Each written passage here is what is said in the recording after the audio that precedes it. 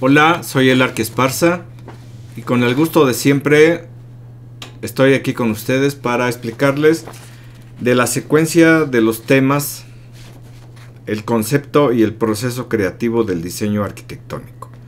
En este video vamos a ver lo que sería el punto número 3, que es mencionado como contextos, donde adquirir conceptos. Bueno, diseñar es solo un segmento de la conducta humana y está gobernado por consideraciones psicológicas. Podemos dividir la filosofía y los valores vitales del proyectista en tres grupos. 1. Filosofía y valores. 2. Filosofía adquirida por experiencias o adiestramiento. Y 3. Filosofía y categorías tradicionales. Todos vemos el problema de un modo diferente, en donde podemos decir que el diseño arquitectónico debe estar determinado por estas primeras etapas de razonamiento. Bueno, como podemos ver en esta lámina,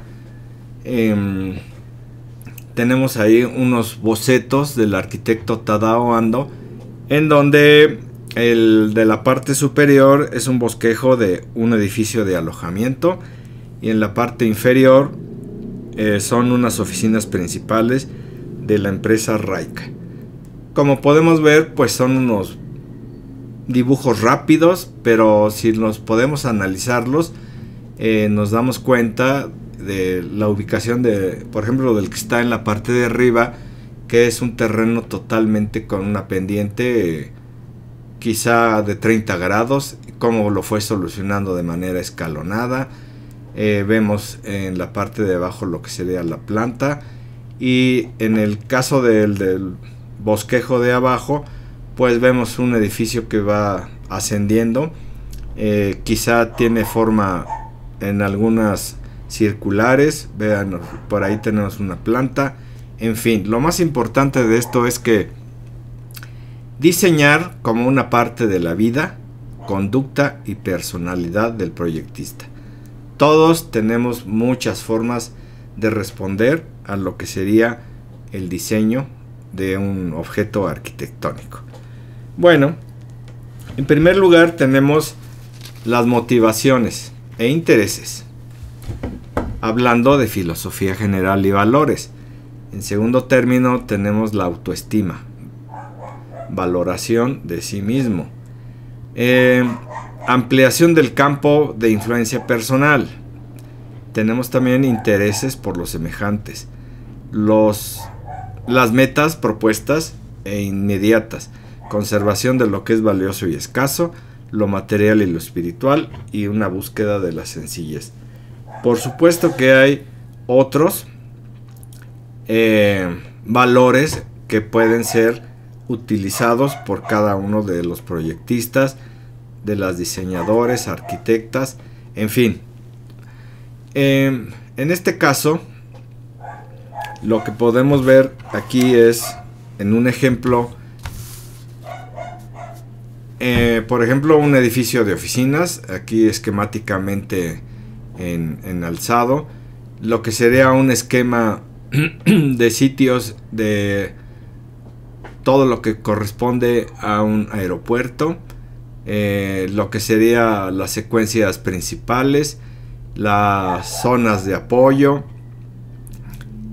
en el caso del edificio, cómo está asignado lo que sería la parte de las oficinas, los servicios, almacenes, espacios secundarios. Bueno, de la misma manera, en la parte inferior vemos características de las personas participantes en un proyecto. Por supuesto que se le da también jerarquía e importancia.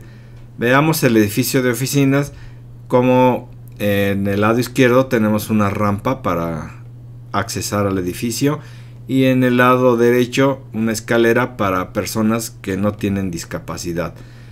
En un conjunto habitacional, pues también podemos, si el criterio y la forma de diseñarlo por cuestiones prácticas, o de diseño, fíjense cómo tenemos zonificado en este conjunto las parejas jóvenes, unos edificios para solteros, otras para parejas maduras, una área mixta y otra para parejas con niños. Quizá esta subdivisión sea conveniente en algunos casos, pero de esa manera está zonificado para este arquitecto de la mejor manera y así lo resolvió. En el caso de un banco, vean ustedes cómo están las oficinas agrupadas en la parte izquierda. En la parte derecha tenemos lo que es el vestíbulo y todo lo que sería más con acceso al público, y también podemos asignar formas diferentes para todo este tipo de zonificaciones y edificios. En el caso de un casino tenemos jugadores, la parte del casino para ellos, la administración, un restaurante y por supuesto los clientes del restaurante. Bueno, en estos ejemplos nos damos cuenta que la personalidad de cada individuo, de cada diseñador, diseñadora, arquitecto, arquitecta, pues nos va a llevar a dar soluciones muy diferentes. No todos tenemos, afortunadamente, la misma manera de ser, como si fuéramos robots programados, y eso es lo que da una riqueza impresionante a todo tipo de diseños, soluciones, y por eso la arquitectura es tan rica en formas, en colores, en texturas, en materiales, en fin, eso es una ventaja que nosotros como seres humanos disfrutamos y podemos participar como arquitectos en todo este lenguaje del que se componen las ciudades, en fin, todo lo que corresponda a lo que son los edificios. Hablando de esa riqueza y de la personalidad que nos ubica, nos identifica a cada uno de nosotros, pues por ejemplo en esta lámina podemos observar claramente, aunque sea de manera esquemática, cuántas formas, cuántos manejos de texturas, de combinaciones, en fin, todo eso nos lo va generando los valores, que recuerden que es la cualidad física, intelectual o moral que se aprecia de alguna persona, en este caso de algún arquitecto o arquitecta. Recordemos que existe esto de la filosofía general de valores, pero también en el siguiente punto podemos analizar la filosofía del proyectista. El proyectista aplica su filosofía al diseño. Los valores que el proyectista tiene y adquiere por experiencia y adiestramiento en el campo de diseño pueden ser lo artístico, lo científico, lo racional, lo irracional, necesidades, gustos, lo personal, lo universal, lo consciente, lo subconsciente, en fin. Estoy mencionando lo que está en la lista, pero creo que ustedes lo pueden leer. Gráficamente, muchas cosas podemos interpretarlas y ver la riqueza que se puede generar de cada uno de nosotros como arquitectos, enfrentando un problema y tratando de resolverlo y por supuesto darle la mejor solución. Tenemos aquí las categorías tradicionales desde el punto de vista que sobre el problema tenga el proyectista. Recordemos que muchos factores determinan cómo somos cada uno de nosotros. Un arquitecto japonés diseña o puede diseñar diferente a un arquitecto mexicano, un norteamericano, un alemán, en fin, todo lo que nos rodea y todo lo que es el bagaje cultural de idiosincrasia, psicológico, etcétera, la escuela donde estudiamos y la personalidad de cada uno de nosotros pues va generando esa riqueza. Entonces en las categorías tradicionales vemos que existe el análisis de la función, el espacio, la geometría, el contexto, la envoltura, lo económico, los factores humanos. En este cuadro ya no se los voy a leer, pero quiero que ustedes lo analicen muy bien, porque cada uno de estas categorías tradicionales tiene una anotación adjunta que creo que puede ser muy útil para que lo vayamos entendiendo mucho mejor. Bueno, a partir de eso, por ejemplo, el esquema este de la biblioteca, si hablamos de la función, pues vemos que es muy clara, que existe la entrada, la parte donde podemos adquirir en este edificio, en esta zonificación, pues desde que llegamos hasta que adquirimos un libro, un lugar donde leerlo, donde estudiarlo, y todo ese funcionamiento nos va a hacer que esa biblioteca sea muy útil a la hora que nosotros la visitemos. En el caso de la adecuación al clima, al asoleamiento, pues también tenemos un análisis en donde vemos por ejemplo, cómo adquirir la luz para ciertas zonas, y en ese caso nosotros podemos también analizar desde dónde nos viene la luz.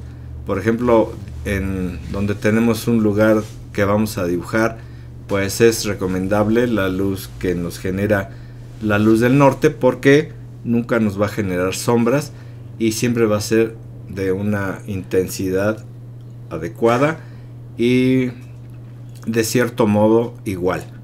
Siguiendo con lo que sería la función, el espacio, la geometría, el contexto, etcétera, esa riqueza conceptual que cada uno de nosotros tiene y le puede aplicar a el diseño de su edificio, pues vean en estos cortes un pequeño ejemplo de todo lo que se puede hacer, todo lo que se puede resolver y toda la riqueza formal, geométrica, volumétrica que se genera a través de los valores que tiene cada arquitecto, de su filosofía, etcétera. Entonces vamos a analizarnos cada uno de nosotros en nuestros valores, en nuestra conducta, en nuestra personalidad, etcétera. Inclusive también podemos tener tradiciones muy arraigadas, en donde es una transmisión de conocimientos, creencias, costumbres y leyes, etcétera. Bueno, por último quiero mencionarles por ejemplo, en el caso del espacio, que son los volúmenes requeridos en las actividades, pues de manera muy sencilla les presento esta lámina en donde tiene una riqueza gráfica que ustedes pueden ver de qué tan sencillo puede ser generar espacios a través de columnas, su ubicación, si combinamos columnas y vigas, y de la misma manera dónde las vamos a ubicar, cómo cambia si tenemos columnas y muros, columnas, vigas y muros. O sea, a través de la composición y la suma de los elementos constructivos o arquitectónicos, pues se van a ir generando distintos espacios, tanto en planta como en alzado, y de esa manera pues la riqueza de nuestros diseños, claro que va a ser cada vez más conforme nosotros vayamos conociendo el lenguaje gráfico, arquitectónico, el lenguaje conceptual, en fin. En resumen, tenemos que capacitarnos, tenemos que analizar, estudiar y por supuesto identificar cada uno de nuestros valores, y de esa manera generar los conceptos más adecuados para el diseño de nuestros edificios, y por supuesto de esa manera tener éxito en todo lo que nosotros hagamos como arquitectos. Les agradezco su atención, analicen muy bien este tema, me parece muy importante, y por supuesto Si tienen alguna duda, háganmela llegar. Y claro, si les parece bien, pues recomienden estos videos con sus compañeros. Seguramente les van a ser muy útiles. Bueno, nos vemos en el próximo y vamos a continuar con el concepto y el proceso creativo del diseño arquitectónico. Muchas gracias, nos vemos en el siguiente.